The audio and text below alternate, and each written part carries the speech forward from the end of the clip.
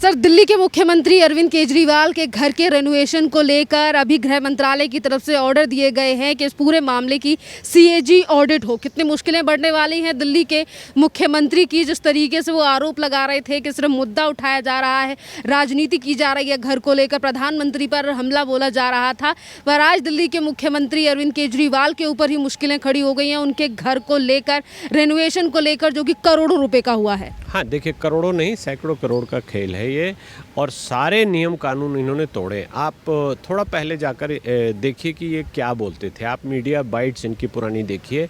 जब ये आए तो इन्होंने कहा कि हम बंगलो नहीं लेंगे, हम गाड़ी नहीं लेंगे, हम सिक्योरिटी नहीं लेंगे, एफिडेविट दे रहे हैं, हम जनता की सेवा के लिए आए हैं, हम स्वच्छ राजनीति करने आए हैं।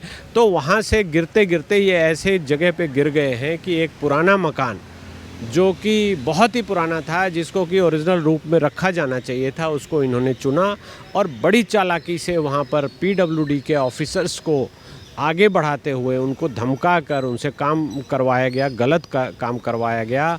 आप गौर करेंगे इनकी फाइलें जो अब सामने आ रही हैं, उसमें ये देखा गया है कि 10-10 लाख के ऑर्डर, अगर सरकारी जो हमारा कानून है फाइनेंस का, जो जीएफआर है वो ये कहता है कि आप 10 लाख से ज़्यादा का टेंडर करेंगे तो उसके लिए ये प्रक्रिया अपनानी होगी।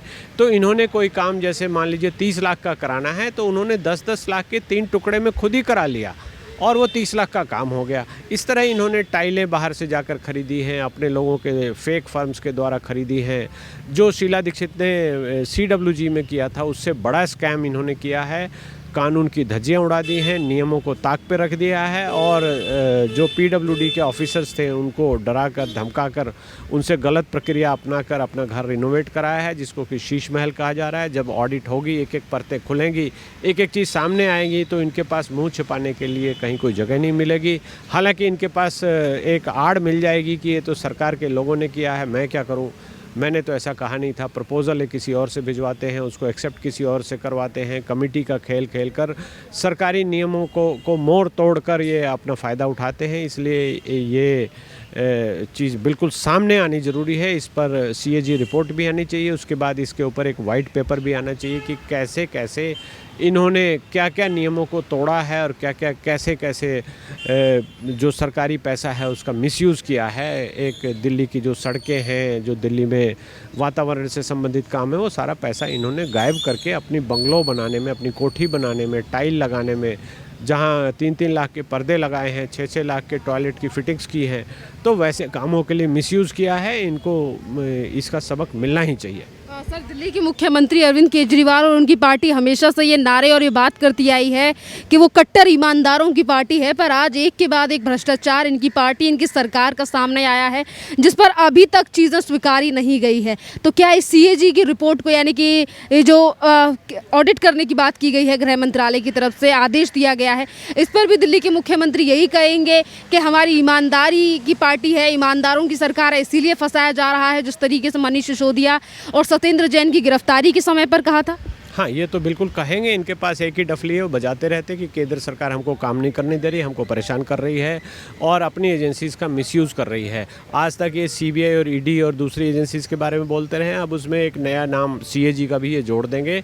ये कहेंगे कि सीएजी भी हमको धमकाने के लिए, हमको फंसाने के लिए प्रयोग में लाई जा रही है केंद्र सरकार द्वारा।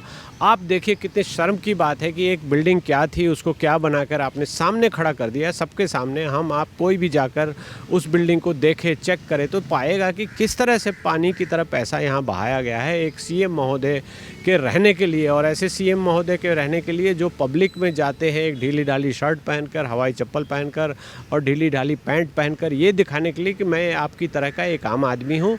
लेकिन जब वो शाम को अपने घर में जाते हैं तो एक राजसी भवन में वो घुसकर सोते हैं। वहाँ पर उन्होंने कई लाख के पर्दे लगाए हैं, फ्लोरिंग कई हज़ार स्क्वायर मीटर के हिसाब से ख़रीदी है, ताइवान से जो क्वाड्स है वो मंगाए गए हैं। तो बड़ी शर्मनाक बात है। इनको तो सीधा सीधा त्याग पत्र देकर चले जाना चाहिए, या तो दिल्ली की जनता को विद्रोह करके इनको हटा देना चाहिए कि ऐसा मुख्यमंत्री हमें नहीं चाहिए, आप यहाँ से कृपया जाइए, आप धोखेबाज हैं, आप फरेबी हैं, आपने जनता के पैसे को लूटा है, आपने जो भी चुनाव के वादे किए थे उसमें से कहीं भी कुछ नहीं किया है।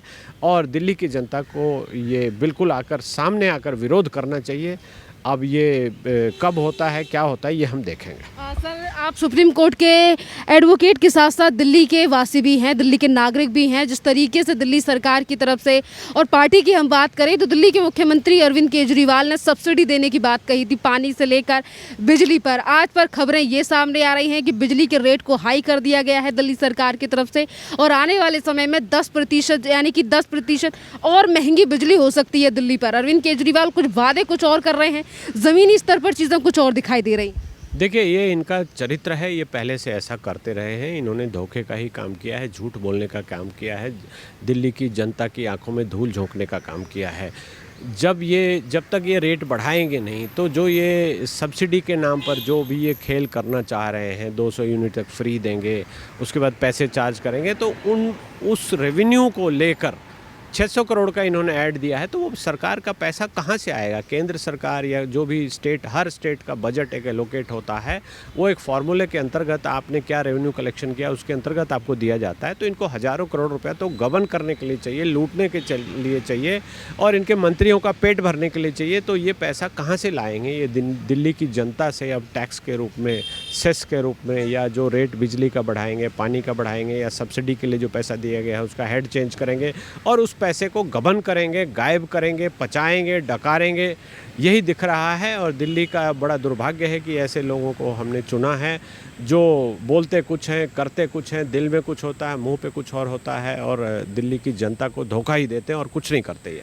सर, इसी के साथ अगर हम बात करें दिल्ली के मुख्यमंत्री अरविंद केजरीवाल और उनके तमाम वादों को लेकर, तो चीज़ें जिस तरीके से की जा रही हैं, बातें जैसे कि मैंने पहले कहा कि बिजली की दामों को बढ़ा दिया गया है, वहीं दूसरी तरफ सर ये भी है कि अध्यादेश के मामले पर जहां एक तरफ विपक्ष एकजुट हो रहा है, वहीं अरविंद केजरीवाल अब कांग्रेस से, यानी कि जिस कांग्रेस के खिलाफ उन्होंने कभी दिल्ली में बैठकर प्रदर्शन किया था, जंतर मंतर पर गए थे, आज वो उसी कांग्रेस का समर्थन मांग रहे हैं अध्यादेश के मामले पर।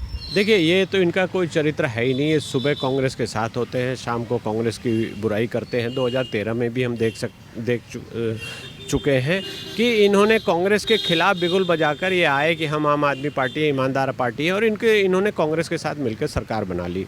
2013 में बनाई, उसके बाद 14 में दोबारा इलेक्शन ये लड़े। तो ये इनका चरित्र तो सबको दिख गया है। ये बात अलग है कि ये वोटों को मैनिपुलेट करते हैं और लोगों को सब्सिडी देकर, जो जनता आंख मूंद कर वोट करती है, छोटे से लालच में, पानी बिजली फ्री करने के लालच में, वो ये करते हैं। बाकी इन्होंने कोई चुनावी वादा पूरा नहीं किया है। इनके मार्शल्स कहीं नहीं आए, इन्होंने जो सीसीटीवी लगाने की बात की थी वो कहीं नहीं लाए, हॉस्पिटल खोलने की जो बात की थी वो कहीं नहीं लाए, शिक्षा में कोई सुधार नहीं किया। इन्होंने शराब की नीति में हाँ सुधार तो किया, लेकिन उसमें हज़ारों करोड़ रुपए इनके मंत्री साहब डकार गए, जो अब जेल में हैं, और उनसे वसूलना बहुत ही मुश्किल है। ये किसका पैसा है? हमारा, आपका, एक टैक्स पेयर का पैसा है। वो उस पैसे को मैनिपुलेट करके लूट रहे हैं और कुछ नहीं कर रहे। तो इनकी जितनी भी बुराई की जा सके वो कम है, और इनको जल्दी से जल्दी दिल्ली से भगाया जाना बहुत ही ज़रूरी है। एक एक करके भ्रष्टाचार सामने आ रहा है, कितनी मुश्किलें बढ़ने वाली हैं दिल्ली सरकार और खुद मुख्यमंत्री की। देखिए, इनका कैबिनेट, शीश महल मामले, हाँ, शीश महल मामले को लेकर देखेंगे कि इनके कैबिनेट के 2-3 बड़े बड़े नेता जो भी मंत्री हैं वो तो पहले से जेल हैं, तो मुख्यमंत्री को भी जेल जाना चाहिए। हालांकि चूँकि ये इस तरह से केंद्र सरकार काम कर रही है, कैग की रिपोर्ट आएगी, उसमें फाइंडिंग्स आएंगी, उसमें जो फर्जरी की गई है उस पर मुकदमा दर्ज होगा, तो कई साल इस पूरे प्रक्रिया में लग जाते हैं। और ये चूँकि ये IRS ऑफिसर रहे हैं, बड़ी चालाकी से, बड़ी धूर्तता से ये कागज़ों को मैनिपुलेट करते हैं, इसलिए उनको पकड़ पाना किसी एजेंसी के लिए थोड़ा मुश्किल है। लेकिन जब तक ये पकड़ा जाएगा तब तक बहुत समय निकल चुका है, तब तक ये और कांड कर चुके होंगे, तब तक ये लोगों को गुमराह करने के लिए और बहुत सारे विषय तैयार कर चुके होंगे। तो ये देखने की बात है कि ये कब तक क्या करते हैं।